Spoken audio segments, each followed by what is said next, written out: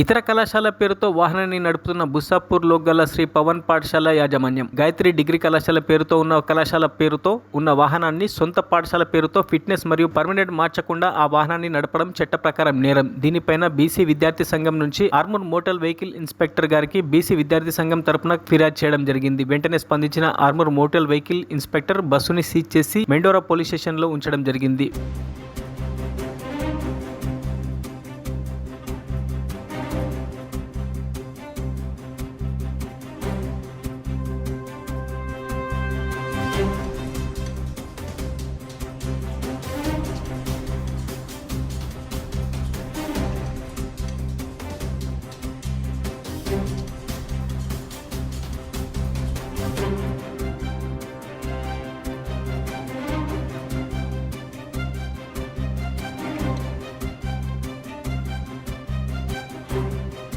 మరిన్ని అప్డేట్స్ కోసం మా ఛానల్ని సబ్స్క్రైబ్ చేయండి.